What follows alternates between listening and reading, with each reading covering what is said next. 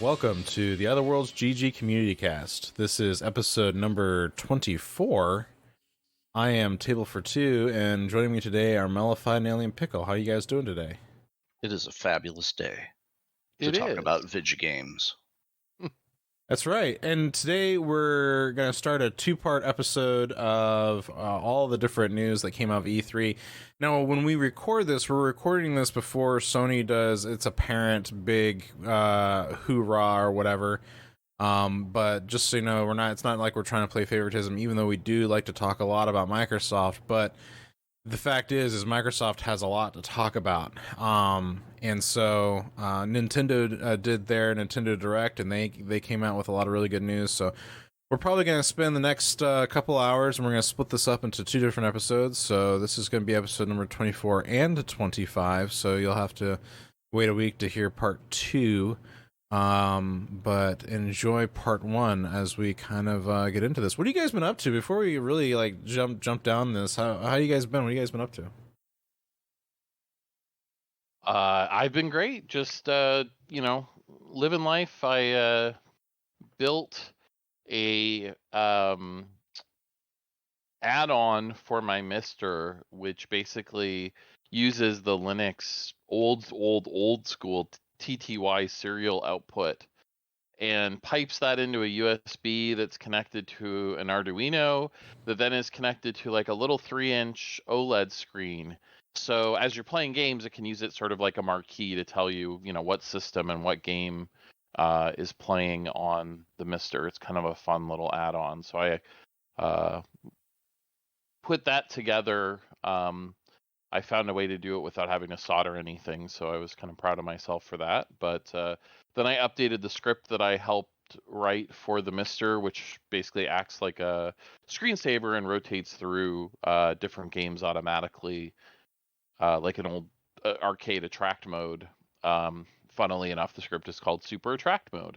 And so I added support for this little screen to Super Attract Mode as well. It's a screen for super attractive people. That's right. Only super attractive people. So Nice. So yeah, that was the fun little coding project and hands-on electronic project. Keep my hands at least a little bit dirty in the thick of it. Yeah, actually, I need to get a case for my Mister. I've put my I finally set up my NVIDIA Shield the other day upstairs with our TV.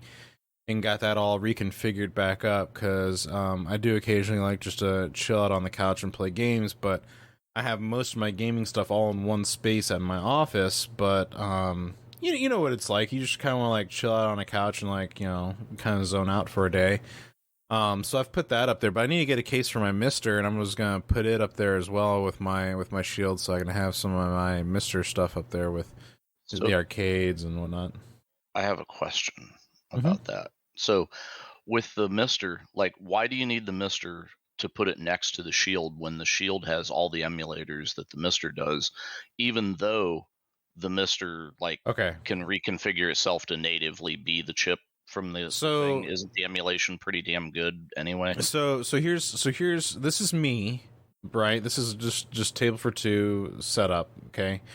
My situation is this. I don't have any emulation on my NVIDIA Shield, mainly because I don't want it on there. I know that it can do some emulation. It can do most of like the up to N64 era pretty well. It can do a lot of PlayStation stuff pretty well, some Dreamcast stuff pretty well. But at that point, though, it's like hit or miss at times. You can't really do it. Doesn't really do GameCube that fantastically or Wii stuff all that well.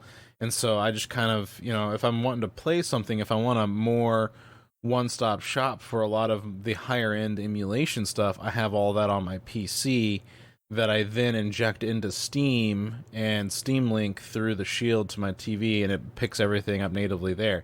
Now with the Mister, though, the thing about the Mister and the Mister was kind of a gift, if you will.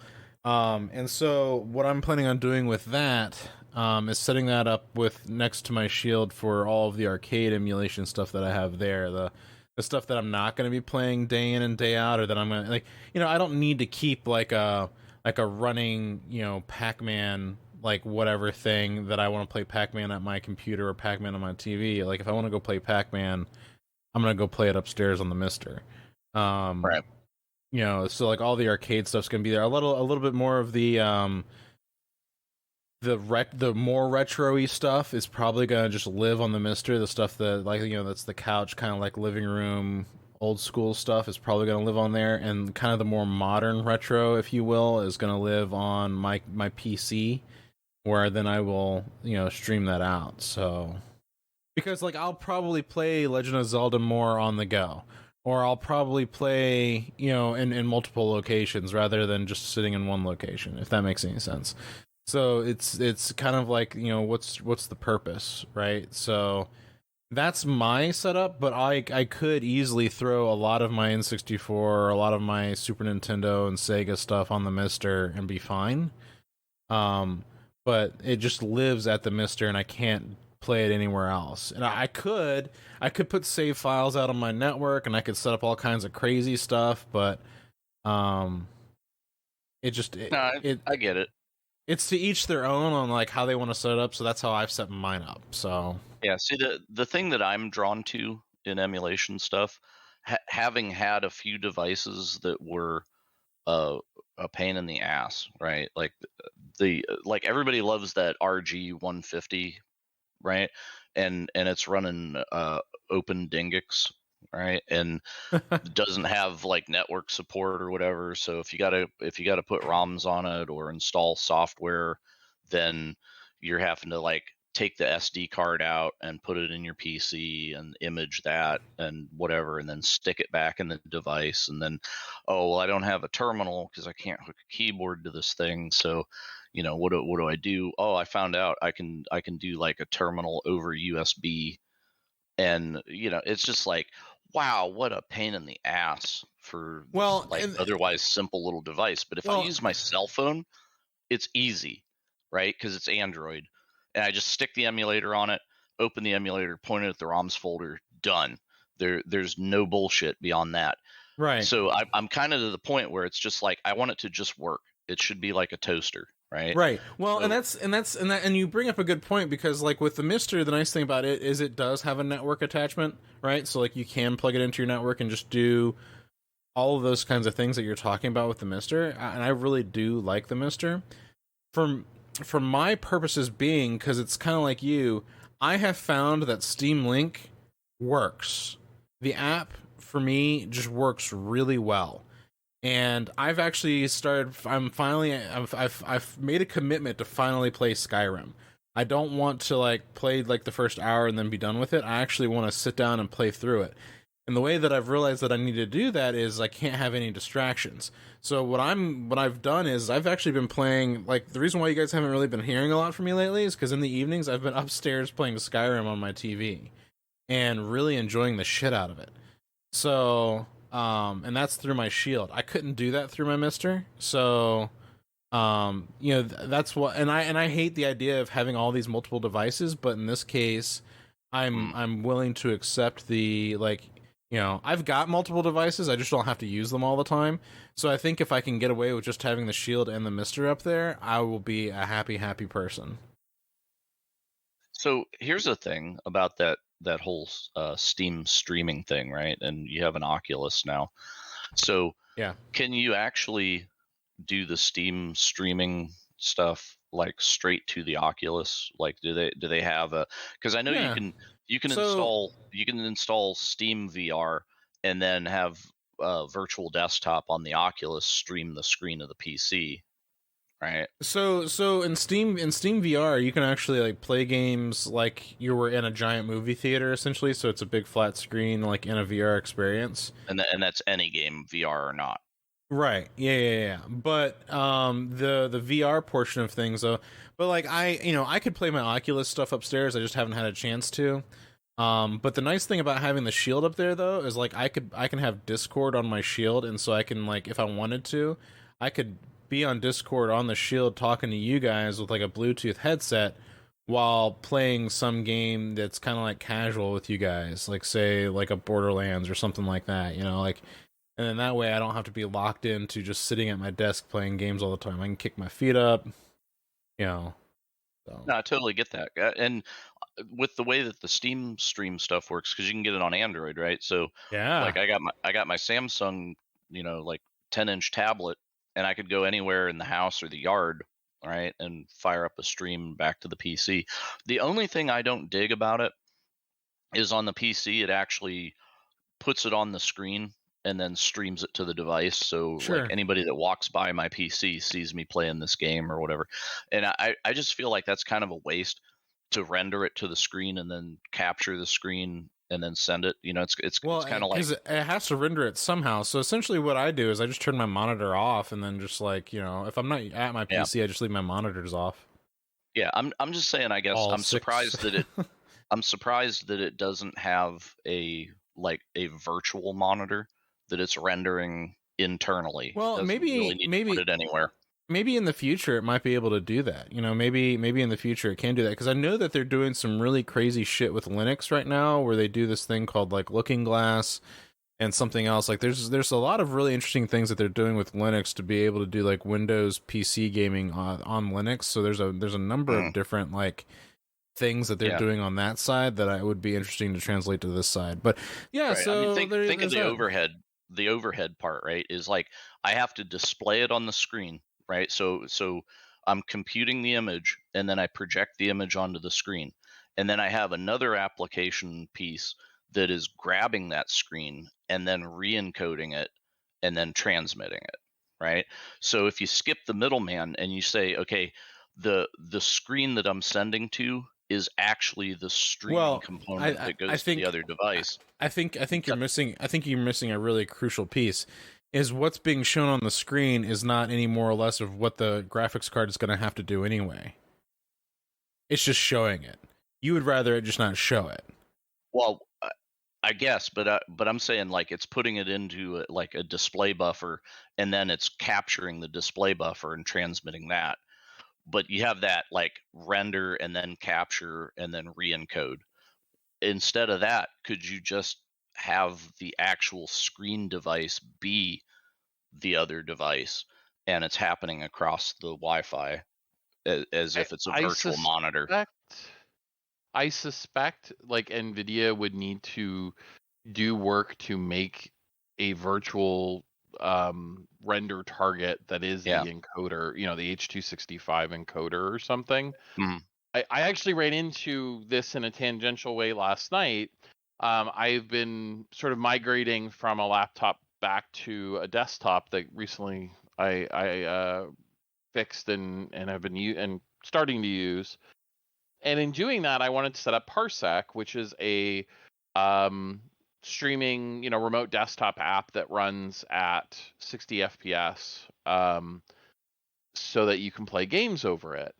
And Parsec wouldn't work on my laptop, and I couldn't figure out why.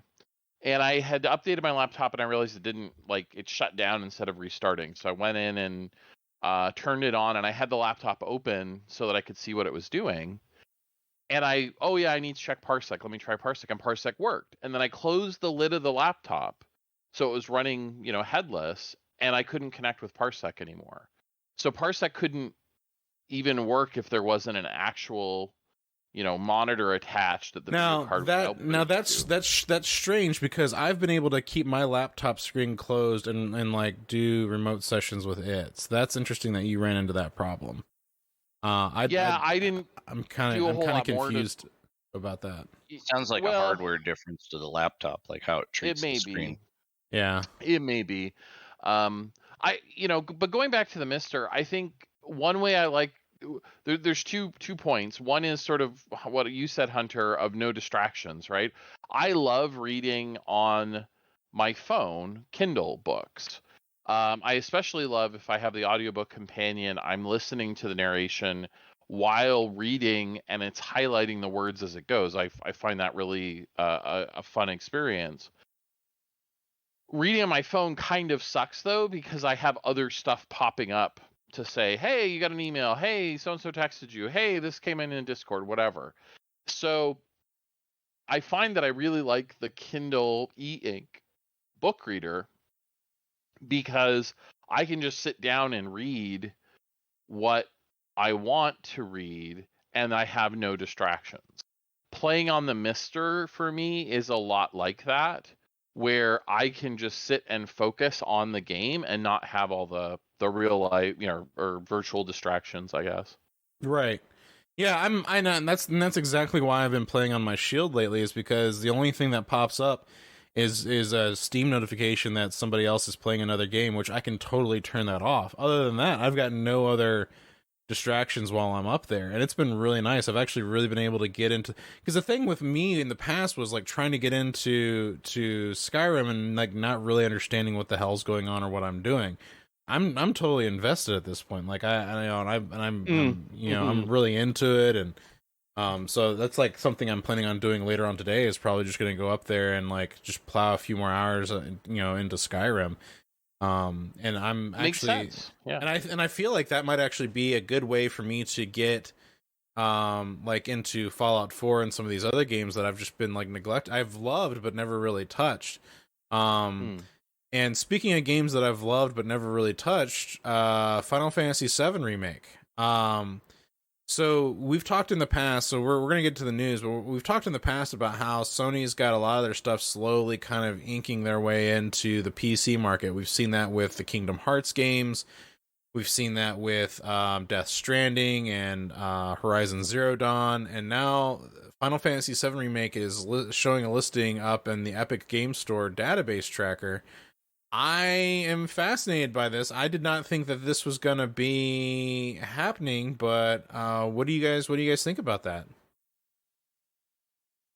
I mean, it's just kind of the continuing trend. I was excited about this until I remembered that I've played Final Fantasy VII Remake and hated it. So, for me personally, it's a little bit of a letdown, I guess. I think that we've talked about it before a couple shows ago that, this is a trend we're seeing in the industry is Sony's realizing they need to,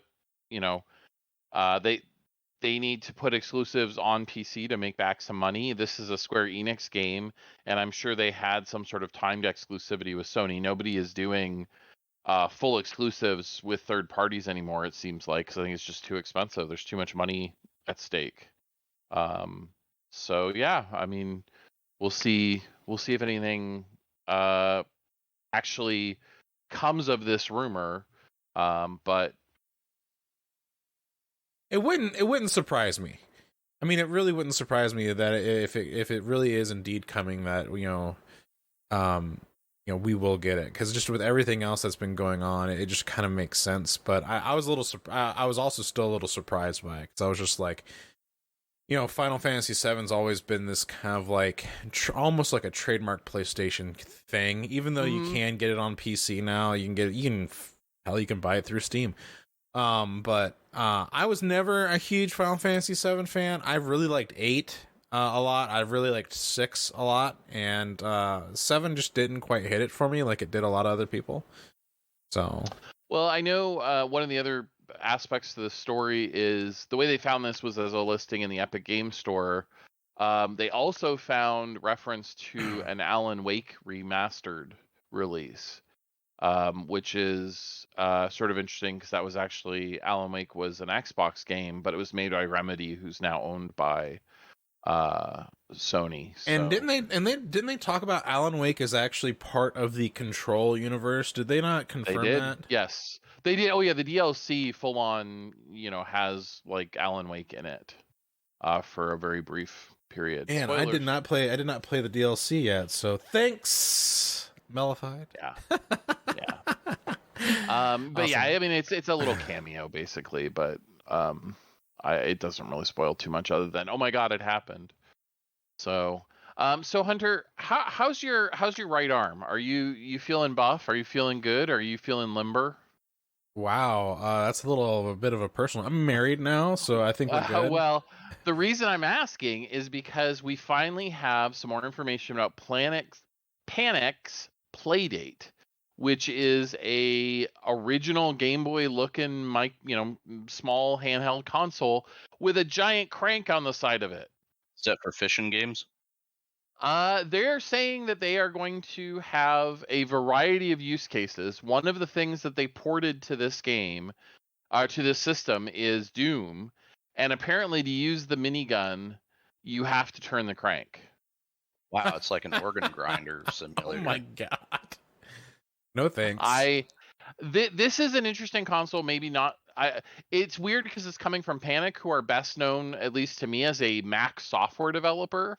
And apparently they're big gamers, so they wanted to do something gaming related, and they're actually doing a different business model with this. They're doing with the purchase, you get like a year one pass, which includes 24 games that'll be coming out over the year. And then apparently the thought is you'll buy like a annual subscription to keep getting, additional games added in to it. So it's going up for pre-orders next month in July. So if that sounds interesting to you, kind of, keep your eye out. They said they'll announce it about a week ahead of time when they're going to start offering those pre-orders. So yeah. So back to my prior comments about the retro game. Yeah, retrograde. The RG150 device and its open Dingix, and how miserable it is trying to do like handheld emulation on a non-Android platform. There's my opinion. No. Yeah. Well, go ahead. No. You please. Well, I was gonna say, like, yeah, like I'm kind of with Jim on this. I'd rather play, either, my retro kind of stuff either in a software emulation or a hardware emulation, because, like, with my phone, like, it's easy to play Game Boy stuff, like stupid easy, but it's also kind of nice to know that, like, I can do the hardware emulation with, like, the Mister, because I think one of the things that you've been a proponent for is just how the Mister plays, the emulation way better than software. So yeah, I mean, it's there's a lot of ways to sort of build the analogy, but ultimately the one that I think stuck with me the most is on software emulation.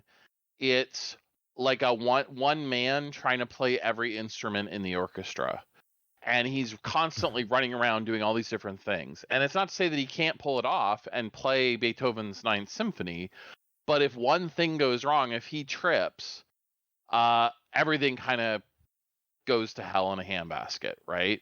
Where hardware emulation is putting a musician behind every instrument in the orchestra who's played it before. So it's just a different approach, and I think for me the latency is noticeably better playing on Mister. Like when I do something, the game reacts versus the game reacting half a second later. And half a second's an enormous amount of time, especially in some of the old platformers. So one of the comments that I've heard, or one of the experiences I've heard shared, is I thought I was bad. Like I was good at Super Mario Brothers when I was a kid. And I went back and played it with emulation, and I thought I'd just gotten old and bad. And then I played it on the Mister, and I realized it was actually the emulation that was the problem, not me, that I'm actually still really good at Super Mario Brothers. Yeah, because all you got to be is like a frame behind, and not good.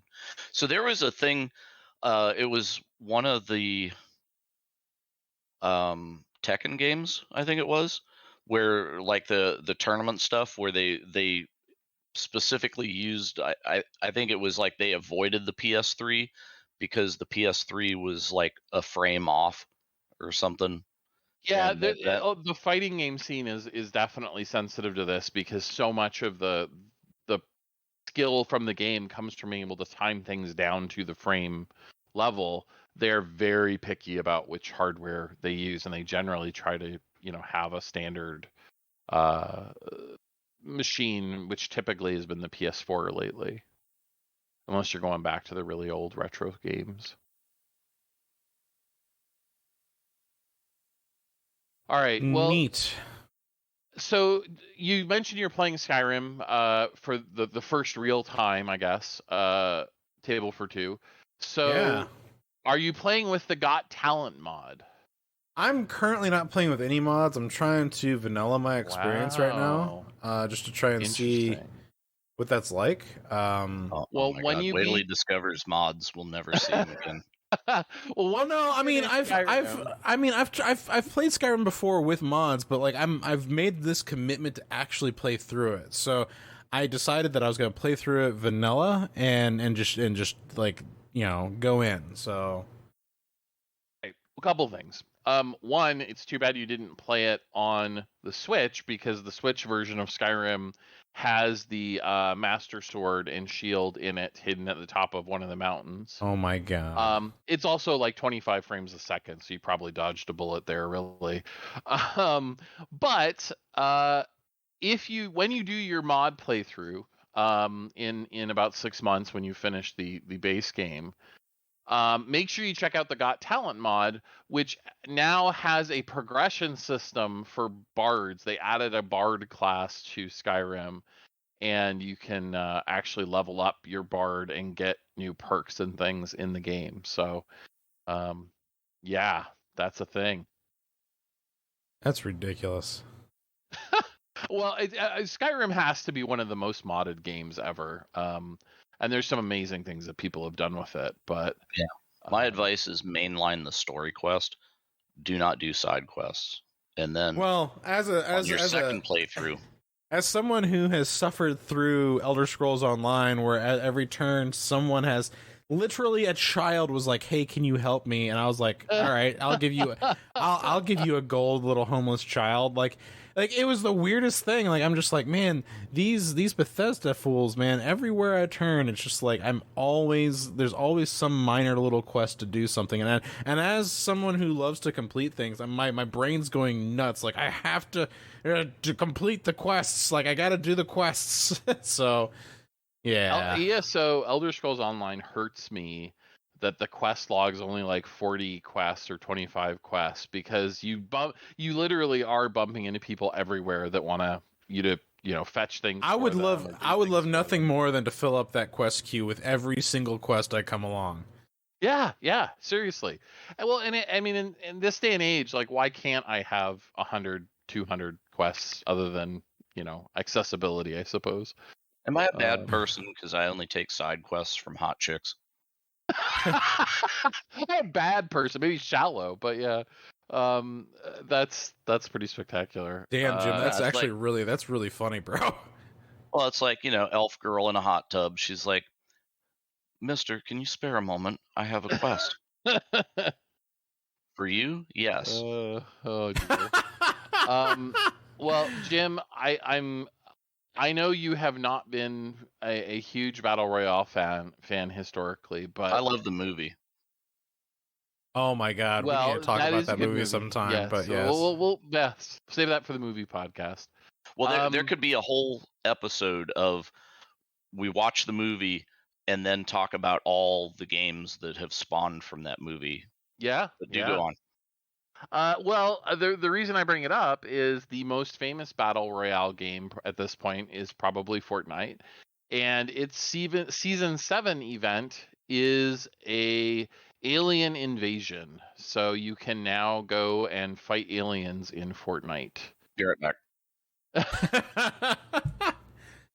My people need me. Yes. Limber up.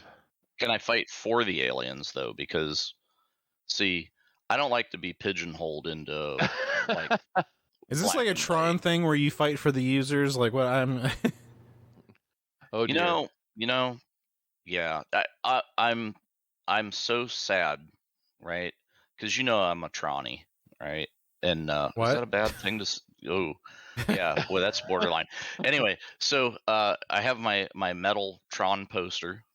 I hung that on the wall yesterday. Just got that, the thing that I showed you in the Discord. Yeah. And then the wallpaper on my screen is a light cycle and a recognizer. So, it's a thing. Like, and I had a text conversation with my dad a few days ago, and like right after I bought this thing, and he was like, "Hey, do you still have like a copy of Tron on DVD?" Because I made him sit through this movie like 15 times when I was 11 because it was playing at the local theater, and it was just, yeah. But anyway, I am disappointed immensely that we live in this cyberspace ass world and not more has been done with the Tron aesthetic, especially in the MMO space. Because what about an MMO where we are just blatantly little computer people, not trying to like fake some like medieval or space alternate reality thing, but it's actually like we're in computer land, right? And instead of being a wizard, I'm casting programs from my thumbstick. We can, instead of a spell book or whatever, right? It kind of, the 1 foot in Tron and 1 foot in Neuromancer, William Gibson's cyberspace thing, and I with gotta the read that popularity. still. Yeah, oh god, it's good. And with the popularity of like Cyberpunk 2077, all the hype that led up to that thing, I'm just shocked. Like nobody has done like a cyberspace game, and I'm dumbfounded by that. Like Tron 2.0 was a pretty damn great game. Yeah, And then, I'm a big fan of that one. yeah, play it in VR sometime. Blow your mind. It'll be interesting to see if we get those like 2 years from now when the development cycle sort of catches up, and we'll all of a sudden have a glut of neon themed games. It'll be interesting to see. Yeah, it'll be like Vaporwave, the MMO. Yeah, exactly. Well, we were talking about Fortnite Battle Royale, and I wanted to share that we've learned that Battlefield 2042 will not have a Battle Royale mode, but there are 2 mystery modes that I swear to God, if they freaking put in a Titan mode, this will redeem them for a long time. I'm not like even Titanfall Titan mode. No, like 2142 Titan mode. Yeah, the ship versus ship, like invade the enemies. Well, that's what people are speculating. That's because they talked about it as there's an unnamed mode that we're not going to put in, but it's a fan favorite that it's a callback to the fans or something like that. And I'm like, oh, that's what it is then. The only mode that I can think of that would make the fans lose their mind would be Titan mode, because like we haven't seen that since 2142, and since you can't get 2142 anywhere unless you previously got it through Origin back when they still had the servers going, then you can't get it anymore, right? Like you can't get, unless you can go, well, there's ways you can get it, but like legally speaking, there's no like digital distribution. Two things. One, it better be Titan mode, and two, I would really like to see EA stop with their ego for a second. I know they've gone back onto Steam, so they've got stuff on Steam now. You can get their stuff through Game Pass, which is really great. I really want them to go back and re-release some of their older titles, like put 2142 back out there, or put 1942 back out there, put Battlefield 2 back out there. Like, let people buy these things and play them their own way, because people still love this stuff. And there's a small community that still plays 2142 to this day. It is the smallest community of gamers I've ever seen, but they play the crap out of it day in and day out. And so it is, I really hope they add in Titan mode. Fingers crossed. That was pretty dope. I will say Titan mode was definitely a thing. You literally had to battle it out to lower the shields of the enemy Titan. Then you had to like launch pod your ass up there, or like get someone in a dropship to drop you off to go and fight your way through the inside of the enemy Titan and blow up its core. Like, this was Unreal Tournament meets Battlefield in like the coolest way possible, because there was that Unreal Tournament mode in like 2K4. I forget what it was Onslaught or whatever, where it's like you had to kill the enemy node, and by doing so you had to like link up the nodes to get there. Like, this was like Titan mode in 2142 was like this perfect combination of like an Unreal Tournament meets a Battlefield that still felt very involved, action packed, and fun. Yeah, well, and it kind of reminds me too, the whole like have to link up the nodes to get there is a lot like what Project Reality did.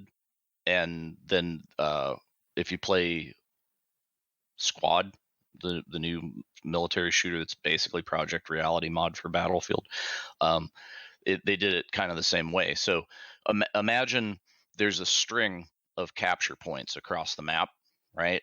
Like 1, 2, 3 Sure. on side A and 1, 2, 3 on side B, and then there's the center point in the middle. So the deal is whoever can push the enemy team off the map, basically, right? And the way that you do that is like everybody will capture points till they meet in the middle, and then it's a tug of war back and forth. And you can't capture points out of sequence. So it's not like, oh, well, they're holding base 2. We'll just like run around and get base 3. No, you have to fight at 2, right? Because you can't do anything about 3 until you own 2. So that is a very cool mode, and I would like to see that in Battlefield. Definitely, because it got modded in and very successfully. So I would like, because the way that Battlefield has been, like Battlefield 4 and 3 and whatever, is kind of like you can take whatever points anywhere. So if the enemy's like too strongholded up somewhere, that leaves them weak somewhere else. So you just got to find it, and then but the battle like just randomly moves all over the map, and it doesn't focus the players into a central point where the fight is, because the fight is literally everywhere, right? So I like the more focused, like moving battle line that's in that sort of thing.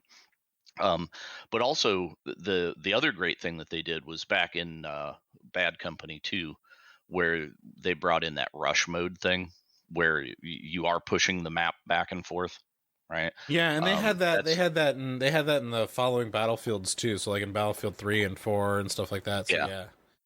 And I prefer that honestly more than the like giant free for all of open map kind of play, because it does focus people. Yeah. But Conquest is badass though, and Battlefield is the only game that really did it.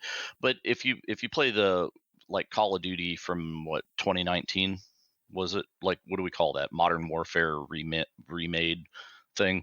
That game also, they tried to do that. They did it in a much smaller way. It didn't feel, it felt like Battlefield in a phone booth kind of thing, but it was still cool because but have you noticed, I just saw this last night, like I was looking on Twitch, and Battlefield 4 is having like some kind of mega resurgence since they put it back on Steam.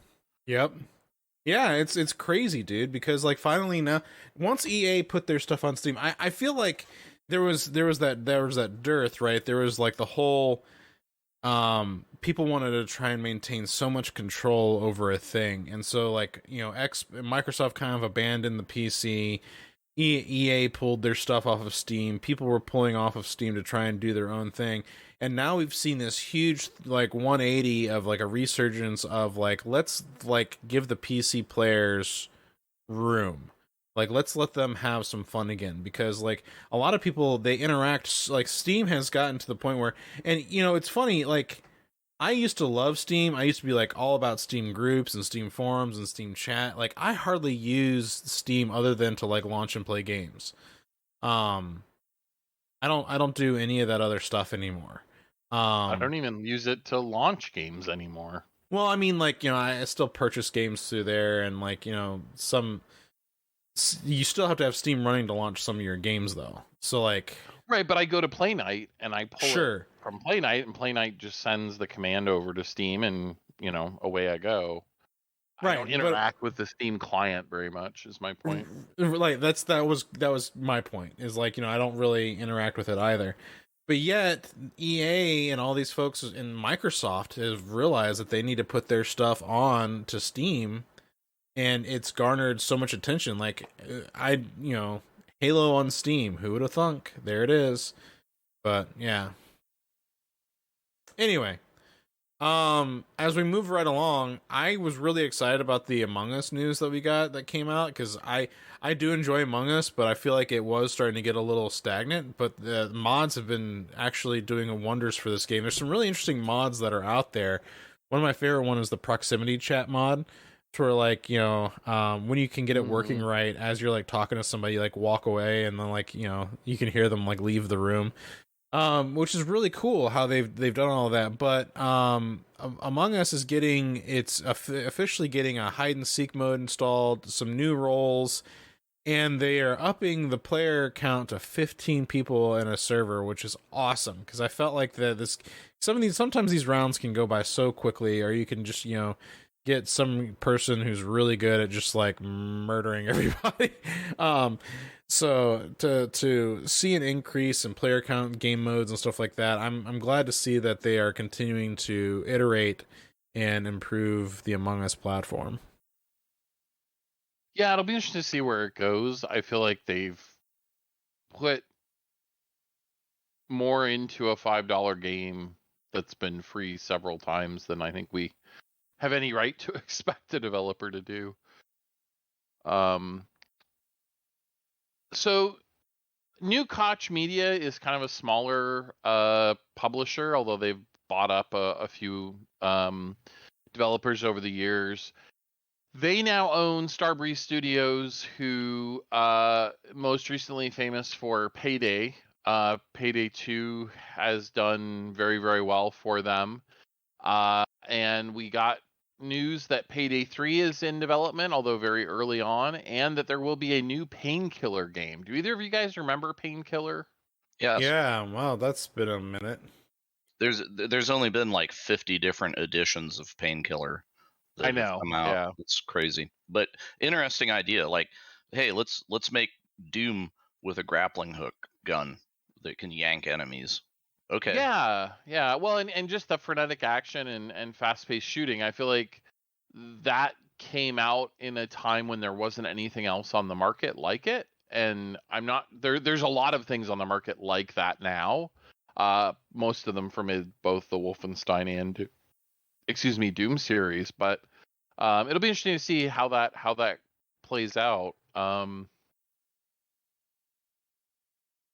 I'm open-minded, I guess. We'll see.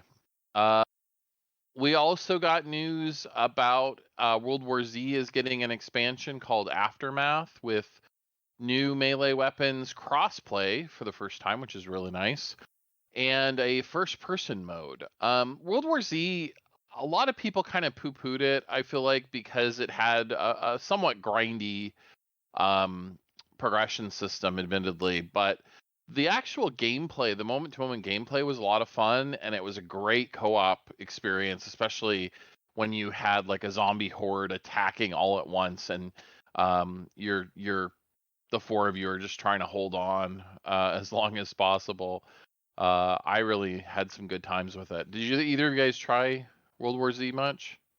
Yeah, I don't know. It didn't quite grab me, but yeah. I'll come back to it for a community night because it didn't grab me because I didn't have anybody to play it with. I was just kind of like playing it alone. I'm like, yeah, whatever. It's a zombie game. Yeah, I think that's where I was. Yeah.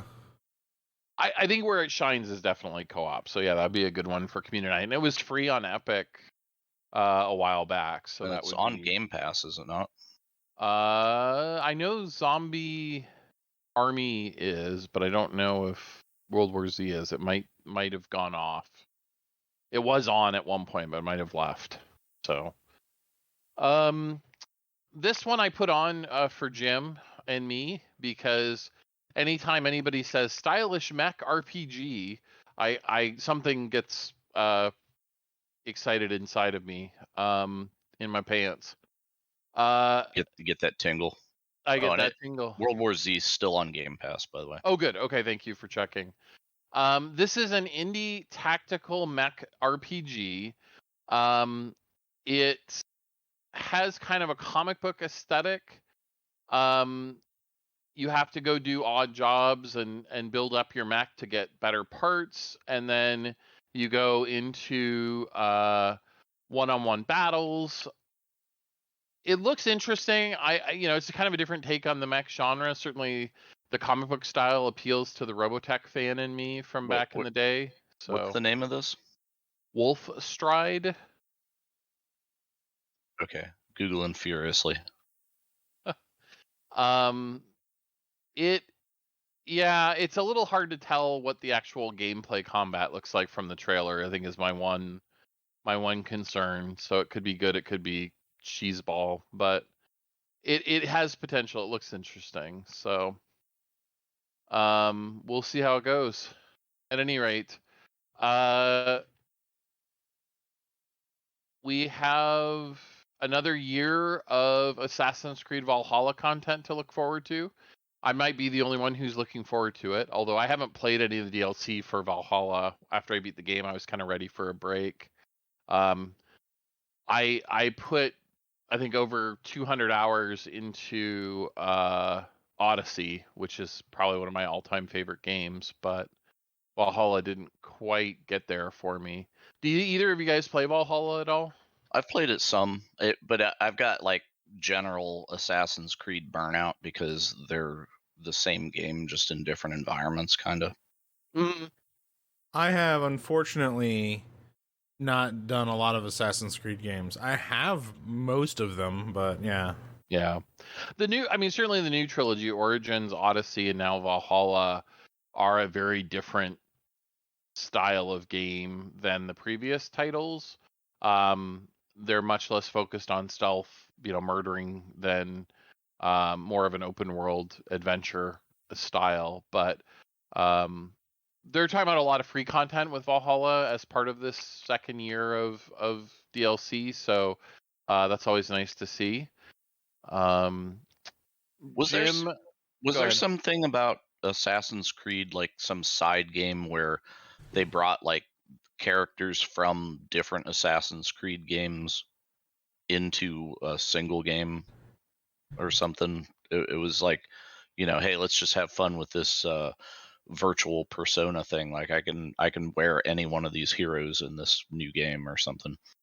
It doesn't ring a bell, but because they did have that other game, right, from Ubisoft, where it was like 3 different Far Cry games where you could play the villain from the Far Cry game in like some virtual reality prison that they were in. I don't know if you saw that one, but that one is a DLC that will be coming for Far Cry 6. Oh, okay. If I understand it correctly. Yeah. So I just seem to remember like there was something of a similar nature that was happening in an Assassin's Creed kind of way, where it's like, oh, I can be Ezio again or whatever. I don't remember that, but I may have just missed it. That sounds. There was a lot that week, and a lot of things weren't big things. It was just like, oh yeah, and this thing, and this thing, and this thing. Yep. But any one of them individually would have been like, wow, that's super cool. But it was so fast that it was like a blur going past me. Yeah. I mean, that's kind of describes this E3 in a nutshell, I feel like. Yeah, well, and part of it was because there was no real big like convention and stuff like that. It was all, it was all done. It was a schmear, right? Yeah. So over like a week and a half, we just kept getting more and more news. And like we said at the top of the show, Sony's not even done yet, so we haven't seen their big drop of info. Yeah, and we were talking about this we were talking about this before the show, but I feel like Sony almost had to take a back seat and like let this happen, because I don't know what they have or could potentially have to show. Is like with we everything. May not get to it this week, but there was definitely a few tidbits that were really interesting that we'll talk about a little bit. But yeah, it was pretty thin on the ground overall. Yeah, so we'll definitely see for sure. I put this next story in for Jim. Alien Pickle Slime Rancher 2 was announced for 2022. If they have co-op, that is an instant buy. I doubt that it will, but it should. I thought they added it to the original after release. I thought the last time we talked about it, I went back and checked, but that may have been a mod that I'm thinking of rather than the actual gameplay. I could be. Yeah, not that I remember, but okay. So I want a competitive, cooperative, multiplayer Slime Rancher where different slime ranches can compete for dominance. Where we run out and we're collecting slimes and then trying to breed up the best slimes to eat the other people's slimes as fast as possible. Almost like a Slime Rancher esports, kind of like, Yeah, that kind of thing. Yep. Because it'd basically be like, 2 teams, open map, slimes everywhere out there. and run and grab and breed them slimes, and then like take those slimes and fire them into the enemy base and let them do what they do. That could be pretty dope. I'm just saying, putting it out there. It looks like there are multiple Slime Rancher multiplayer mods out there, some of which even support more than 5 players. So, dude, in a world where we have competitive farm simulator esports, I think that Slime Rancher could fit. In a world. That's right. Well, at the very least, I could see 2-player, because there's no, I mean, anything you do with 1, you can do with 2 without changing even the balance terribly much. But I would sure be nice to see, 4 or 5 players as an option. So, well, I'm kind of joking, but kind of not. If you do it, do it. But I don't require like a competitive PvP aspect to it. But it is a thing of like, well, I could like outperform the other people or something with my own slime breeding. But just to run around in that world with another person sucking up slimes, right? Like, just, hey, help me farm some slimes. Let's go. Because sometimes it's just fun, to bring a friend along, no matter what. And I wish that more single player games had that, like, bring a friend, where it's not like, oh, we have to make this like the giant primary focus, or we have to rebalance the entire game because now it's co-op. No, just let me have the single player experience, bring a friend. Like Skyrim could have done that kind of thing, right? Like, yeah, that would be great. And it doesn't need to be 4 people or 10 people, or no, just 1. That's fine. And that's like a couples game kind of thing, right? And it's great. And they need to have more of that shit. Like, bring the wife, girlfriend, significant other, whatever you have, kind of thing, because there's a lot of stuff. My wife's like playing whatever, and it's like, what are you playing? Something you can't play. Okay.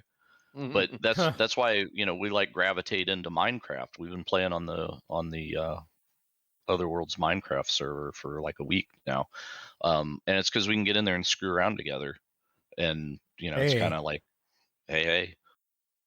Well, as long as you push 2 beds together, you should be fine.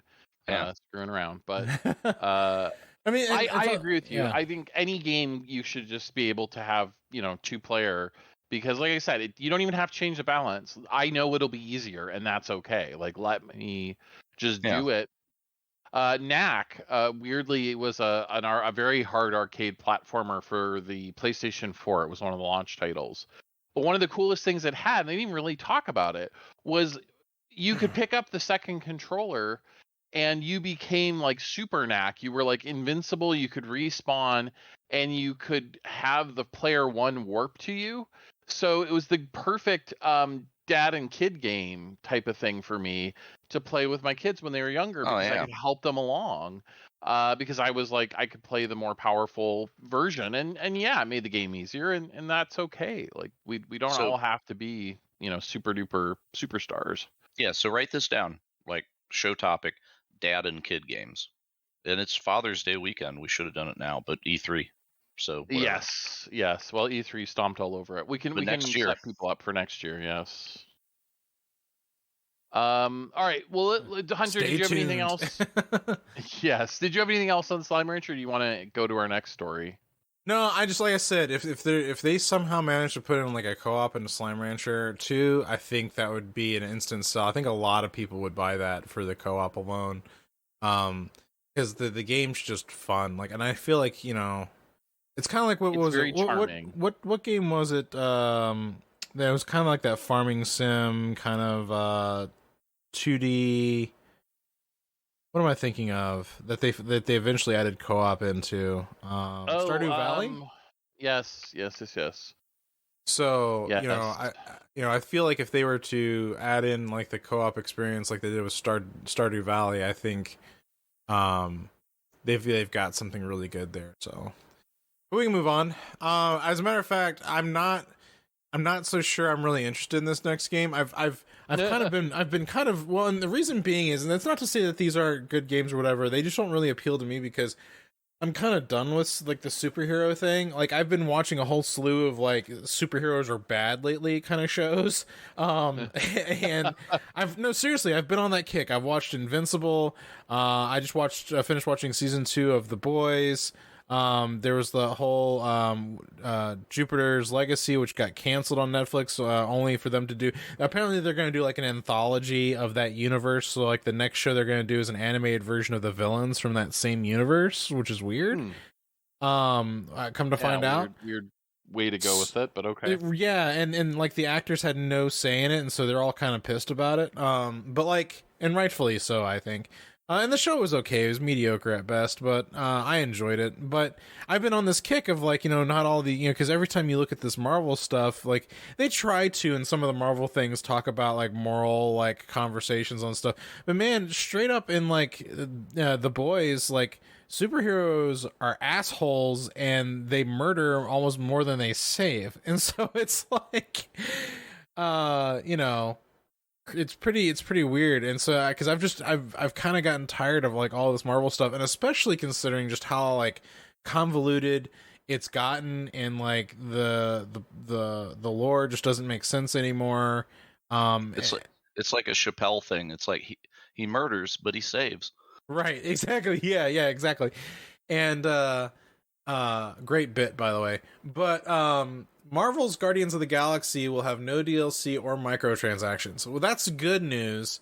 I just don't know if I care for a Marvel's Guardians of the Galaxy game. I think the temperature of the room is not good because of the last Marvel game, the Avengers thing, that was like it had potential, but then we found out it was like, well, here's like a front-loaded like 5-hour campaign, and then the real game starts, which is supposed to be like a Diablo infinite grind after game, right? But then they never really fleshed that out. Yeah. So it's like, well, why would I want to play this? Right? Yeah, that game's been struggling hard, unfortunately. I mean, this one, I think the news that it will have no microtransactions or DLC is a reaction to the other Marvel superheroes game. It'll be interesting to see if they can tell a compelling story. The one small thing I would say, Hunter, is Guardians of the Galaxy aren't really superheroes. They're just guys in a spaceship, or guys and gals in a spaceship. But well, that's like saying minus the Jedi that was with them, like in Star Wars, right? Like the Millennium Falcon. It was just dudes in a spaceship. Yeah, but they're epic things happen, right? Oh yeah, absolutely. But they're not superheroes. Like it. Sure. Maybe I'm overthinking it, but they're part of the superhero universe. And for the record, I thought Guardians of the Galaxy 1 was probably the best Marvel thing I'd ever seen. It was such a great like science fiction adventure film. Yes. That that's like the one exception that I can make, but like at the end of the day, anything to do with Marvel right now, with the exception of maybe Deadpool, I'm done. Like, so which is shocking, because if you remember when we were kids, it was like, man, everything on TV is like some shitty show about a retired detective or something, right? Like what Red Letter Media was saying. And now everything's a superhero show. And like 14-year-old me would be like, woo! But now 50-year-old me is kind of like, man, we're really getting kind of sick of this superhero shit. Can we just kind of get back to some Beretta? Yeah. Or something. Like what do you do? Like, we're sick of CSI. Let's give me some like TJ Hooker or some shit. Like... No, never TJ Hooker. That's the joke, brother. But no, I know what you mean. Like, and I hear you. And in a lot of ways, it's kind of like you want something a little bit more original. This is kind of why I'm really looking forward to some of the newer stuff that's been coming out, which is why I think The Expanse did so well. I think people are just looking for new versions of science fiction. I've been trying to figure out some other things to watch recently. One thing someone mentioned to me, Debris. So I've been the wife and I have been watching Debris. It's an NBC show that we watch on Hulu. since I get like a basic Hulu account with my Spotify account, so you know, a little bit of commercials here and there, whatever. But Debris been an interesting thing. It's kind of almost like a modern X-Files, I guess you could almost look at it like that. So I threw essentially, up a link. Is that like crash debris? right. So like essentially, what had happened is the agencies of Earth have been monitoring this alien spacecraft coming towards the planet. It obviously looked like it had been wrecked or, you know, in a battle. And then when it gets to Earth, it breaks up in the atmosphere, and there's debris of it all over the planet. And so these different agencies of Earth are trying to go and recover them before like the bad guys get them. And so there's like it's like a battle for it because they have like weird effects and they can do different things. And This sounds like a pretty cool documentary. You said it's on it's on it's on ABC. it's I don't remember which station it is. It's one of those. But I see I watch it on Hulu. It's just called Debris. Go look it up. It's actually kind of fascinating. So it's kind of like my new thing because God forbid we ever will ever get a season 3 of the Orville, or we'll ever get like any kind of good Star Trek again. Or and I've also been watching Bad Batch on Disney Plus. So that's like the only good Star Wars right now. And so yeah. So Well, I threw up a recommendation for you in the Discord in our TV and movies channel for a show called Powers, which was based on the comic book, which is excellent. It was one of the only shows done by Sony's PlayStation Video Entertainment division before they shut it down. And I'm pretty sure they shut it down because season 2 of the show was terrible. But season 1's actually really good within the constraints of it being very low budget. But you're worth a watch anyway. It's kind of the the modern adult themed superhero thing, one of the early entries in that genre. Speaking of complicated things I don't understand, there is a new game called Lemnis Gate coming out, which is described as a time loop FPS. And trying to understand how this game plays just makes my head hurt. Have either of you guys paid any attention to this one? not at all. So you have 25 seconds to make your move, and then whatever you did in those 25 seconds is permanent, so you'll keep doing it even though you reset in time and do the 25 seconds again.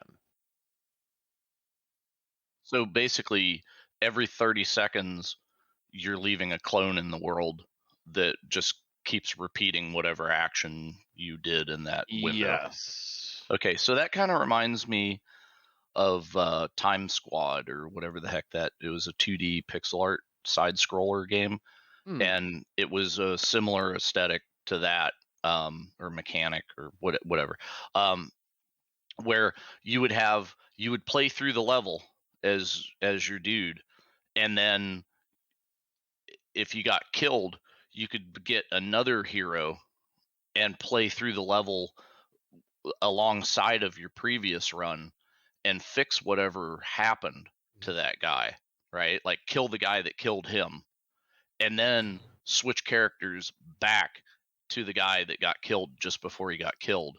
And then continue on. Yeah, it was kind of nuts how it was. And then there was places where you'd have to set something up where one guy would do something like to open a door. Like this guy went over and hit a switch. Well, then the next guy in time could go through the door because it was open, kind of thing. So yeah, they made the most of it. I just, in an FPS, especially like you're fighting with other people, I'm still like baffled as to how that's going to play. But it's PvP FPS. Yes, that's why my head is like, wait, but how do I go and so I we'll see. It certainly looks interesting. It was announced that it's coming to Game Pass day 1, so we'll have a chance to try it out. It's like High Pink Simulator. There's just ghosts of other people like hung in a loop, like running against the wall. Yeah. Nice. Warhammer 40K is still one of my favorite universes. I will admit to being a little nervous that they're overdoing it because we have so many new Warhammer and Warhammer 40K games coming out. Chaos Gate Demon Hunters was just announced. Good, bad, or otherwise, they just keep coming out. They do just keep coming. They're fast and loose with the license. I'll say they finally like woke up, right? Mm-hmm. Like, yeah, it's because so many people that have licenses, like let's take Lord of the Rings, right? The Tolkien estate is so jealous with that license, right? It's like we will only allow once a century someone to make a video game that is, so and they like time limit it, right? So you can only sell this game for like 2 years and then it has to come off the market, which is to my great upset about like War of the Ring 2, which was a freaking great RTS. Yeah, we just can't get it back. It'll never be on GOG because the Tolkien estate won't come off of it, bastards. But with 40K, you can kind of do anything in 40K, right? Like everybody, the popular stuff has always been like, well, the Ultramarines and the demons and the orcs, right? And that's kind of it. And then they dipped into Tyranids a little bit because everybody loves some aliens, and Tyranids are kind of that. Well, really, like Blizzard, kind of, if you love Blizzard stuff, you like 40K. You just don't know it because everything from StarCraft is 40K. Yeah. Oh yeah, they like well the whole reason that Blizzard did that is because Games Workshop wouldn't license them the actual Warhammer universe. So and that's cool because now we got two universes that are similar, but but the thing with 40K, like that new game that just came out, the Hired Gun or whatever it is, yes, yeah, I think it was Hired Gun, but anyway, yeah, so that's a first person shooter in the classic old school style, right? And it's a single player thing, and it's very much a game from the mid 2000s, right? Like the way that FPSs were, but it doesn't have retro graphics, thank God. Because like you see all that stuff that pops up on Steam, and it's like, I made a game that looks just like what was that that Doom thing that was in like full 3D? It was like Witch something, or I can't remember the name of it, but you know what I'm talking about, right? It was like polygons you could kill yourself on. Huh. Right. So then people are like, oh, okay, well, I made like a throwback game in 2020 that looks like this game from 1998 whenever 3D graphics were brand new, or like there's somebody that made like a remake of the Blood games, right? And it's like somehow made it uglier, but then the praise for the thing, it's like super crazy positive reviews for the retroness or whatever. And it's like, okay, so these guys made a game that feels exactly like that. And my one beef about the game actually is I think they got the field of view a little too high, because it's like by default you have fisheye lens view on your screen. Like stuff's a little too stretched out, and that makes it feel a little too retro to me, because and I adjusted it. I had to go into the INI file and actually like take it lower than what the GUI would, but I still can't get the fisheye out of it. So that's a little bit of a beef with me. But other than that, freaking great game. The enemies are dumb as shit. They just kind of come at you in a straight line and shoot. There's monster closets. You can wall run. There's a grappling hook. It's like it's got all the things. Oh, and you have a pet dog that's cybernetic, and you can upgrade your dog. Yep. Cool. Right. So like you can do stuff like that, which is basically like a cyberpunk Doom game in the 40K universe, but you never see Space Marine stuff and like Tyranids and Gene Stealer shit. It's just people. It's Mad Max in the basement of like some mega city where it's just hell living in like this factory city's basement. Cool. Great, you can do that. It's 40K. Anything goes. Do you want to like fight space elves? Yeah, you can do that, right? So it's like this weird fusion of like Dungeons and Dragons and cyberpunk. And that's all good. Sure. So if they want to throw that out to more people to do stuff, that's super cool. I just want less Ultramarines and the old standard stuff, and like, please explore new things, right? That would be great. Yeah, I think there's it's a rich universe, and we haven't seen everything. Like, the most popular books from Warhammer 40K are the Inquisitor series, which is exploring the universe from a completely different perspective than the Space Marines. So there's definitely room for that. We'll see sort of how it goes, I guess. Yeah, and like Battle Sister just came out in VR, and Yep. I don't own it yet, but I watched a guy playing through it, and I was just like, this is really good. Like, yeah, that's super cool. I've played it on the Quest a little bit myself. So well, let's bust through some more of these news items here, because I'm looking at how much we have left, and we're already an hour in. So, I'm gonna, before we get to some of our other sections here, one of the ones I want to pick on real quick was Stalker 2. I want to get Jim's kind of take on Stalker 2. What do you think? I mean, I know you've been a fan of the Stalker stuff in the past, but how do you feel about it now? I like the idea of Stalker. I really like the original book, right, which was Roadside Picnic. It was a fabulous book. And I like the like that movie with the scary mutated bear. Yeah, that thing, Annihilation. Annihilation, Jesus. Right, which is based off of the Southern Reach Area X trilogy. And if you thought that the concept of that movie was cool, oh my God, read the books, because and you can get audiobooks, if you don't like words on a page. So freaking good, so better than the movie. It's not like the movie was like a bad redo of the book. It's kind of like a separate story almost, but just similar. But yeah, super cool, right? So I dig that whole like, something really phenomena happened in this place, and then this place, just by residue of what happened, is like not just radioactive but paranormal radioactive, right? And it's mutated the normal things into monsters, and it's hella dangerous.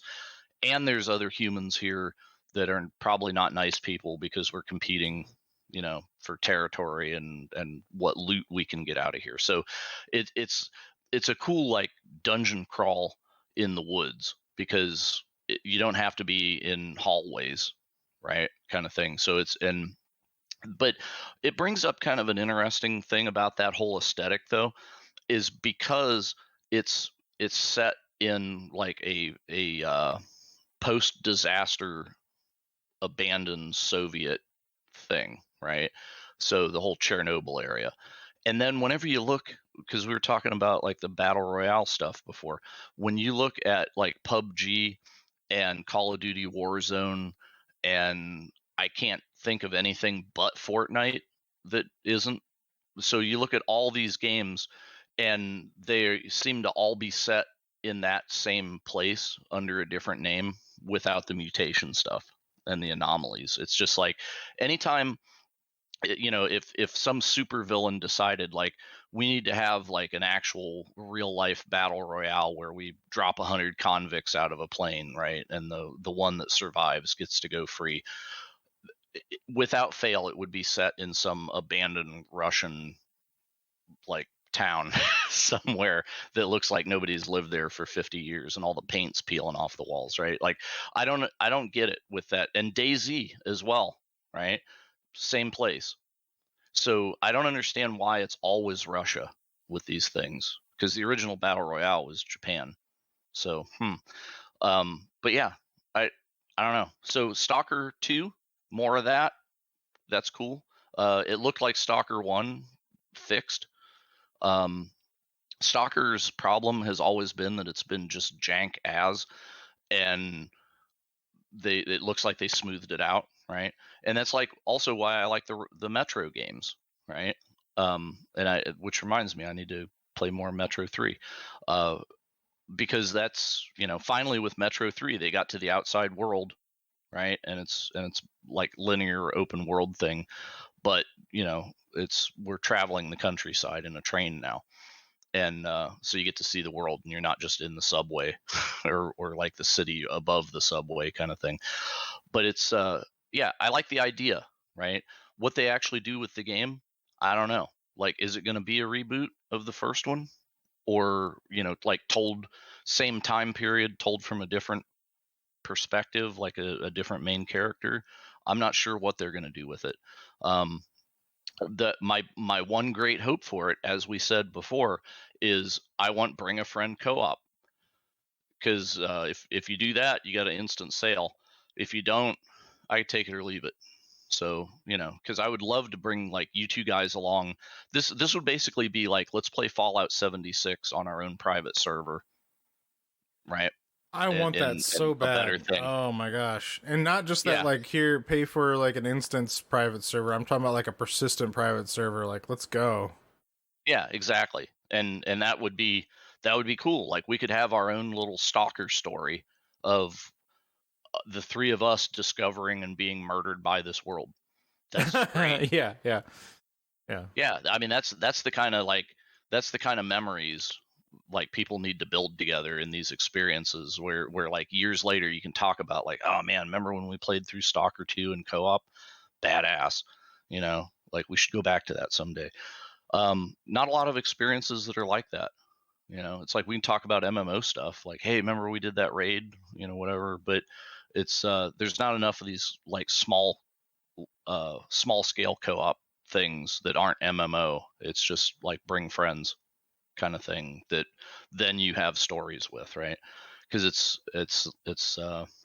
yeah, it's better.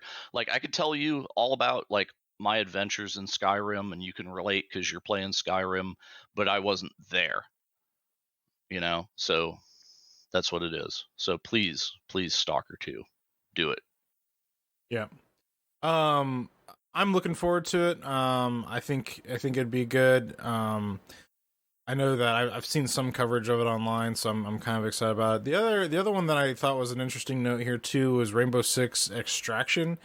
Now, I don't know about you. It does look fun, and for what it's worth, when Rainbow Six Siege first came out, I was a little skeptical of it until I played it, and I was like, hey, this actually isn't that bad. But man, Rainbow Six Extraction is probably by far the furthest away you could possibly get from the Rainbow Six like core, like what it's supposed to be. Oh my god. You know what I mean? That Rainbow Six name just does not belong in a zombie game. I don't feel like, at least. So, But they're alien zombies. Doesn't that make it better? no. Yeah, I think they're still trying to figure out what the brand Rainbow Six means in this day and age, the same way that Assassin's Creed has changed so much from the early days. I don't know. We'll see how it goes. I didn't actually put it in the show notes. I meant to, but I it slipped my mind. Rainbow Six Siege is getting cross play and on consoles and cross progression eventually. But like, cross progression's not coming until next year sometime. So progress, I guess. Given I have played this on 3 different platforms, PS4, Xbox, and PC at various times, I'm really excited for cross progression, but I'm wondering how they're going to merge my content across the three platforms. So it'll be interesting to see. Yeah. Well, I think we do. Oh, go ahead. Okay, so on the Rainbow Six thing, remember that game GTFO, where it's basically like stealth co-op zombie sledgehammer simulator? Screw that game so much. Right. So I'm watching the Rainbow Six Extraction thing, and I'm like, this is the game that I wanted GTFO to be. Yes. It's like, I'll give you that. I want SWAT team versus monsters in the scary basement. Right? Cool. We're good. This seems kind of like Rainbow Six XCOM, though. So I don't know about that, and it's very cartoony as hell. It's almost like the guys that made Saints Row got a hold of Rainbow Six or something and said, we're going to make an XCOM game. but it's it's a little too cartoony and colorful and whatever. Like if it was Rainbow Six versus like Giger ass aliens that it's like dark gritty thing, then that's a thing. But whenever you have these aliens that look like they're off of Ben 10 or something, it's like, well, yeah, no, I don't know. It's weird. I don't know that the game will make anybody particularly happy, because it's like something that appeals to me and something that definitely doesn't appeal to me. And I think other people will find different facets of the thing that I don't like they do, and the thing I like they don't. So I don't know if it will make anybody happy. Maybe. Yeah, I will see. The gameplay moment to moment reminds me of Rainbow Six Siege's terrorist hunt type stuff, which I actually really enjoyed in the past. So I'm hopeful that something good will come out of it, but I guess time will tell. Well, and I wonder if I have to pay to unlock operators, or they're just like people that you unlock through the campaign. It's like, is this going to be like a game as a service kind of thing, even if it's single player, which I hope that they're smart enough to have this be co-op. I think that was one of the bullet points of the thing, was like, hey, it's co-op. So I don't think that's a mystery. But I wonder in that, like, okay, well, you get like these 6 operators of the stable of like 50 that we have now. But if you want to play your favorite guy from Rainbow Six Siege, then you're going to have to buy him again. Yeah, pony up. I guess we'll see. Or now, it would be cool if I already own shit in Rainbow Six Siege, if it transfers over. Bitchin'. That's great. But other than that, I'm not giving you money again. And Rainbow Six Siege also has kind of pissed the audience off a bit, if you look at that, because it's like, it used to be a fairly realistic SWAT kind of game, and then as they put more characters in, they have to come up with like more superpowers for them to have that differentiates them.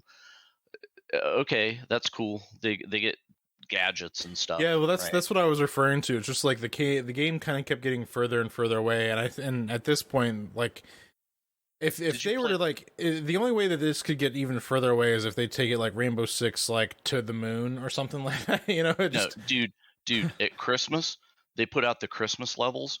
I was in there fighting frickin' gingerbread men and gumdrops and. Well, you see, that's a seasonal fun thing. Like, I get that. It is, but the game's getting more Fortnite, is what I'm saying. It's getting dumber and cartoonier. Yeah. And, it's like, we'll put in this dumb thing, and then we'll kind of take 3/4 of it back out. But we're going to leave a little bit of dumb. And then you do enough cycles of that, and your game has become 50% dumb. Yeah. I don't know. Tom Clancy's spinning in his grave. If we could just hook up electrodes, like we could power the city. Jeez. So I don't think you're wrong. To be fair, though, his estate sold his name to Ubisoft in perpetuity. So, they're rolling in cash as he's rolling in his grave. All right. So, Hunter, I was thinking we could just burn through maybe some of the other releases that maybe aren't as topical or as exciting. Yeah, Space Station. Yeah. Let's just burn through these. Yeah, Space Station Sim Starmancer is coming out August 5th. That does look good. It's been on my wish list for a little while already. Single player, though, so have fun with that. PUBG's full-size map, since Miramar is dropping next month, I guess, as the first full-size map I guess they're doing. Ubisoft announces subscription-based Rocksmith Plus coming this year, so if you're into, learning how to play guitar, have fun with that. Well, you can you're actually playing a real guitar in that. Right. Yeah. Not a plastic, button guitar. So there is some value there. That's what I meant by like learning how to play a real guitar. So there's that. I've actually considered it because I would like to learn how to play. I'm sorry, hold on a second. Never mind. I was reading the wrong thing. Shadow Warrior 3 gets new trailer during Devolver Showcase. Of course, Devolver Showcases are always kind of goofy, fun, and silly. Borderlands spinoff Tiny Tina's Wonderland is announced for Summer Games Fest. I'm kind of a take it or leave it kind of thing. I've had enough Borderlands that I can handle at this moment. Well, it's interesting that it's a standalone game and not DLC for Borderlands 3. But At this point, it really is Borderlands 3 DLC at full price. I'm not surprised that they're releasing it as a standalone. Elden Ring is from Software's biggest is from Software's. God, that's such a weird name Such of a Japanese developer. game company name, Game yet, and the gameplay details are revealed. I'm kind of Elden is now remind me, is Elden Ring the one that they teamed up with George R. R. Martin to do? Yeah. Yeah. It looks like Zelda Breath of the Wild, but it looks like it plays like a hateful, spiteful Dark Souls kind of thing. Yeah. Not sure if those things blend well. Now there's also some talk about Jurassic World Evolution 2. I enjoyed Evolution for what it was. It was a very simple park simulator. If you're into if you like Jurassic Park like I do, I love the Jurassic Park IP. I love the first 2 movies for sure. 3 can go not exist. And for what it's worth, Jurassic World, the first one, I was okay with. I actually liked the first Jurassic World. And then I thought the second Jurassic World that they did just kind of shat on the idea of Jurassic Park. It introduced some really cool ideas, and they're taking the story in a really interesting direction. I just thought the idea of they had to blow up the island to kind of like get where they were going with all of this, to be kind of like shitting on the past. That's how it felt to me a little bit, but maybe that's just my own personal take on it. But anyway, if you like Jurassic Park, if you like the Jurassic Park IP, then you'll probably enjoy Jurassic World Evolution 2. At this point, I'm kind of like, I have to see more for me to want more. And then there's a couple here that I'm not familiar with, so maybe you can take those last 3. Yeah, 2 Point Campus is the not sequel exactly, but 2 Point is the developer. 2 Point Hospital is the game that came out a few years ago and did really, really well. It's kind of a silly sim hospital style game. You have to run the hospital, you have to build the hospital, lay out the rooms, you have to make sure you have enough doctors, enough receptionists, enough people, triaging. But they're taking it to this campus sim experience, so you're going to be running the university and laying it out, and so they're kind of comparing it to bigger than the hospital, obviously, because the campus is bigger, but it's not quite a full-blown city builder, so that looked kind of interesting.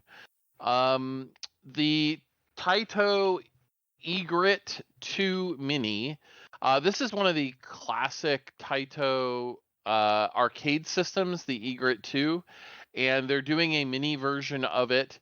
One of the coolest features about this little guy is the screen can rotate. So it's a 4x3 screen, but you can actually pop it out and twist it and pop it back in, and it becomes 3x4 for the vertical shooters where you want that Tate mode style screen, which is absolutely amazing, and I love them for doing that. And it's such a small screen, I'm not sure it really matters that much, but no, sure. But I've seen so many people try to make a rotatable screen in a MAME cabinet, in a full-size cabinet, that was just a complete fail burger. It was not good. So the fact that I watched that dude like pop the screen and then rotate it and then snap it back in, and it was just like, ooh, somebody solved that problem in an elegant way.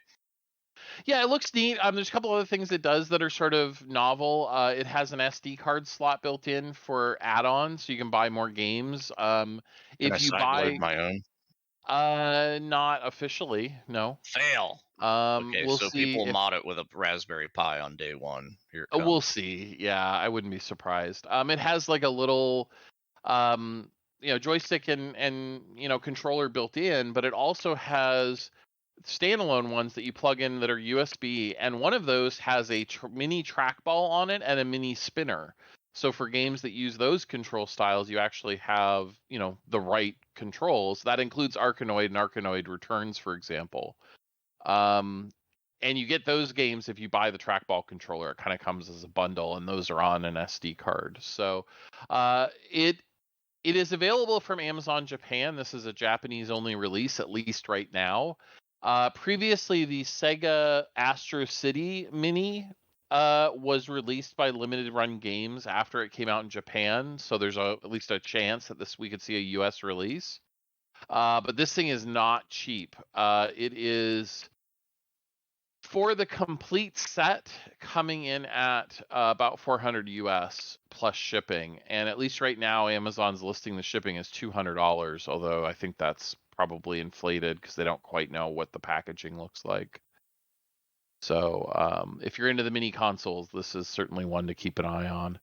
And last but not least, I am really interested in this game.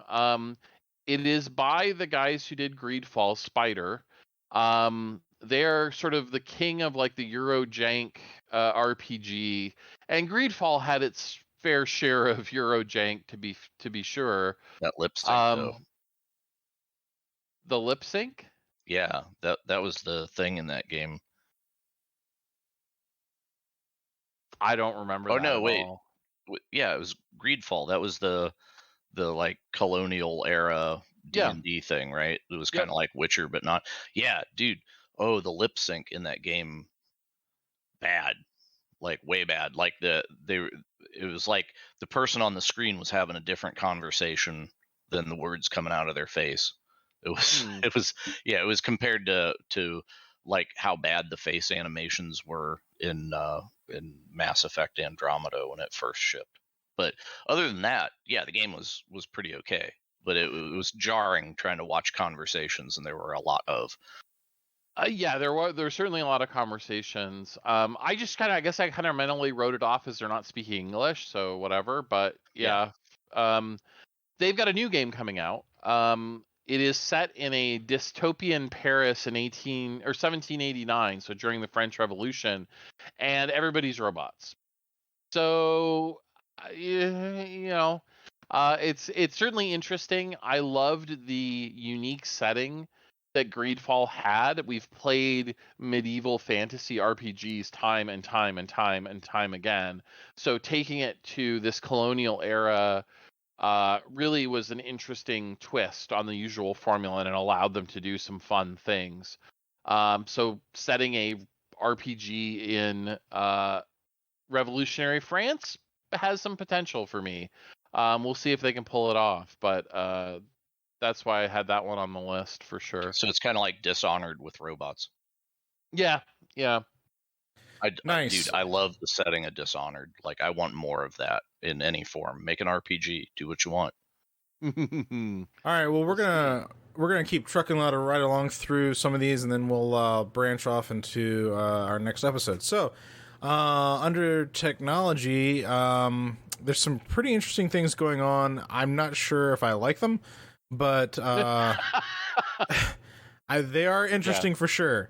A couple of the big ones coming out. We'll just hit like the big one at the top here. Is Microsoft is looking to put out a new operating system.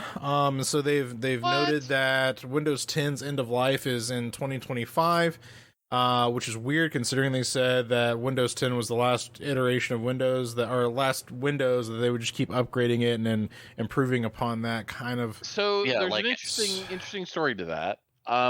It was an evangelist for Microsoft that said that in the context of, hey, this is going to be like the Windows we keep working on in the future, meaning it wasn't like we put out Windows 10 and we're done. But apparently Microsoft never claimed that it was actually the last version of Windows. That was just something people misunderstood, and they never corrected it.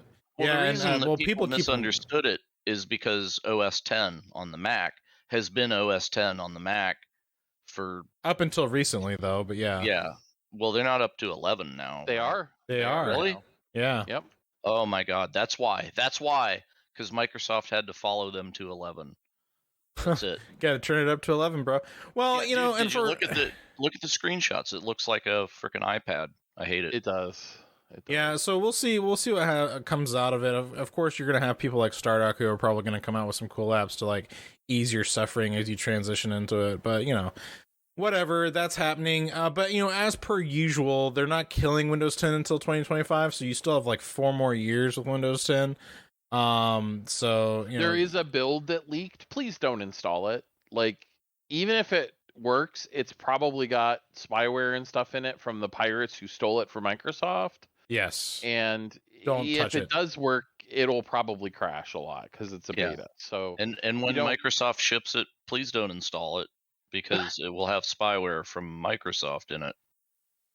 So, keeping right along with the Microsoft news, Microsoft is already hard at work on new Xbox consoles, which I'm taking that to be this. From what we've known from what Microsoft is doing, they're working very hard on doing the whole, like, we want to partner with TV manufacturers. We're going to put out a little, like our own little Chromecast style device that's going to get plugged into TVs.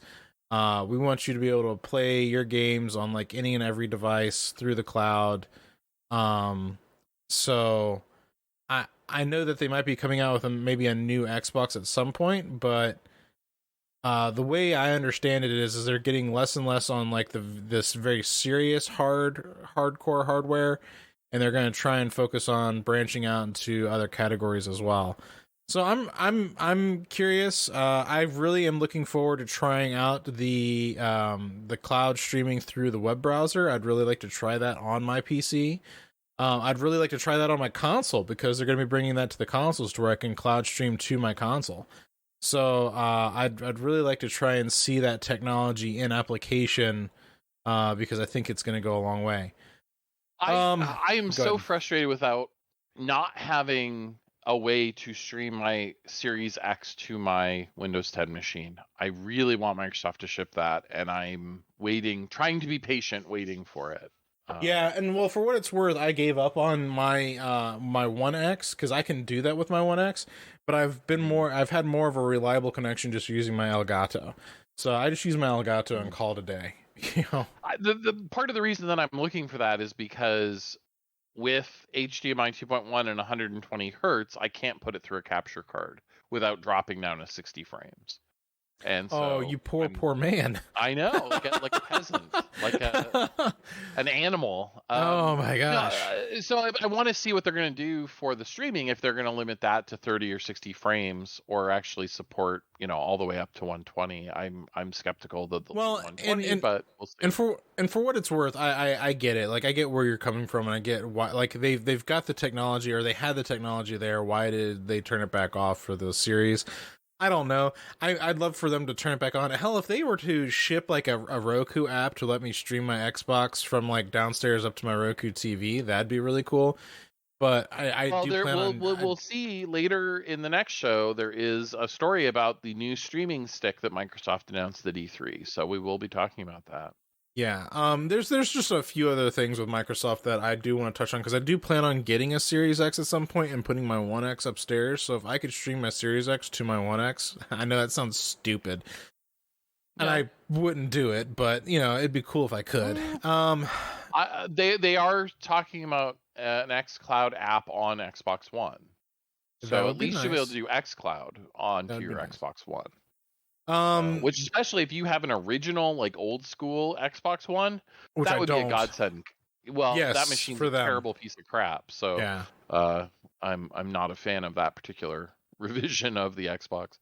So moving right along from that, though, this is a weird one, and I just feel like where are they getting the money from? U.S. Senate approves massive $52 billion spending on easing the chip shortage. I don't know how that's going to help ease the chip shortage, but congratulations. Well, if they're it's not super clear. If they're not building chip fabs stateside, then it's not going to help. That's what I mean. That's what I mean. Like, I don't know how that's going to help, but congratulations. There's more of our tax money hard at work. Another way to funnel more of our money out of the country. It's a way to say we're doing something, is what it is. Oh, look, we know it's hard to buy, electronics and cars. Like, we're going to do something. Look, we spent $52 billion.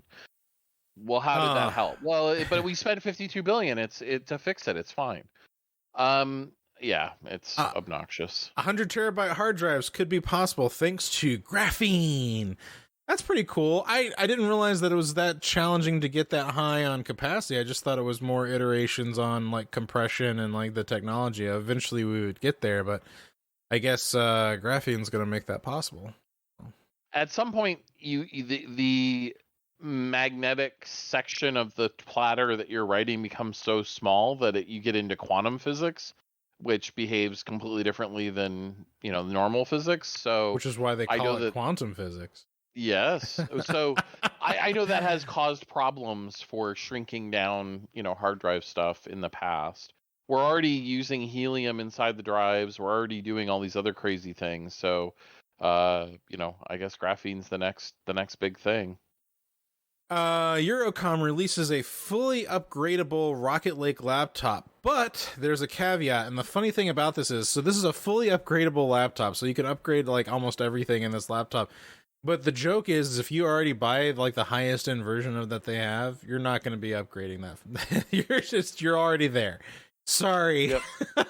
Well, and Alienware just recently got sued for basically the same thing, where they touted it being an upgradable laptop, and then Intel changed the socket of the 10th gen CPU so you couldn't upgrade it. Right. And so, Dell knew that was going to happen, but they didn't, tell anybody that they knew it was going to happen. So the marketing kind of ignored that little detail, and that's why they're getting sued. I mean, I love the idea of an upgradable system, but I just don't think it's practical. It's never been practical. It's wishful thinking, unfortunately. Yep. Game Boy Advance game gets split screen multiplayer through new FPGA core, which is actually pretty awesome that is a functionality. That's awesome. Yeah, this one was neat. It works on the Mister. This is one of the developers basically stripped down everything he could off of the Game Boy Advance core that already existed. So there's only one of the Game Boys plays audio. They don't have save states, they don't have rewind or any of these advanced functions, but it basically lets you play 2-player games on the same screen, split screen. And now he just did an update today, actually, that added the ability to do horizontal or vertical split screening, depending on what works best for the game. And this just emulates the link cable, so it like basically has a software link cable between the two systems. So really, really neat. Just showing the potential of the technology, I thought was pretty cool. Yeah, no, that is very cool. And then, last but not least here, FBI sold phones to organized crime and read 27 million encrypted messages. Oh my god. Yeah, they just did a sting where they took down, I think they said 800 arrests. They confiscated 2 million pounds of cocaine and marijuana and all this other stuff. But basically what happened was the FBI sold... They had a guy who was on the hook for crimes who designed a previous communications system for criminals. And so they flipped him and got him to design a new system, and they sold it. It cost $2,000 a month for you to have one of these phones. And the criminals snapped them up like hotcakes. And then all of a sudden, the FBI came down with all their indictments, and they had put in all sorts of backdoors so they could read all the messages. They had everything keyed back to specific users on the phones. And so yeah, it was pretty gnarly, but it just goes to show you can't always, trust what you're buying. Like, you better verify exactly what it is. I wonder if they had any modded Apple phones, because Apple phones are like, they've sold it on this thing. Like, the FBI can't get in it, even we can't get in it. No, right? that was what was touted, but now the FBI totally has ways of getting into it. Well, they do, but I'm just saying, like, if you buy an iPhone, you expect that it's not rigged up by the FBI in advance, right? You would expect, because of all the hardware stuff. Like, I can't even replace the screen in an iPhone with a second-hand screen without it disabling features and making it obvious that I've done it. So it would be harder to do that. So I'm just saying, like, drug lords out there, just get iPhones. So, Mellify, did you want to go over that Xbox One more time? Well, specifically, I just thought it was really interesting, that Microsoft is doing the new consoles, that they're already working on them. But one of the things that I wanted to mention that, again, I didn't actually have a story for, Microsoft is in the progress of upgrading all of the xCloud data centers to Series X consoles. Oh, yeah, So- that's right. I forgot about that. Yeah. So I think this is really a big deal when we start talking about all of the enhancements that the Series X consoles give you. Being able to stream with all those extra graphical features turned on is really exciting. So that was all I just wanted to make sure to mention that's coming still. Very And nice. maybe that's why they're waiting to launch some of the streaming features officially. Well, right on. So- Well, So go ahead, if I Jim. cloud play a game from Microsoft's streaming service, it's running on an actual Xbox Series X. In their Today data it center. is on a 1x. It Right, will but be on a that's- Series X shortly. Okay. Yeah, I wonder how hard it is for them to buy Xbox Series One X's. Do that. Well, they probably are building a data center friendly, version of it where everything's Yeah. on one board and much easier to rack mount and everything. So it's probably Yeah, a if you can't get separate the pipeline. chips, the board doesn't matter. But yeah. Well, true. All right. Well, that's certainly going to do it for part one of our coverage of E3 E3, news and blowout. we've definitely only just scratched the surface. So be sure to stay tuned for the following episode. I'm not sure. I might release these episodes back to back, and then we'll just have like a couple weeks off, so that way you guys That can makes enjoy these episodes together. But for right now, this has been episode number 24. See you guys in the follow up in episode 25. Woo woo.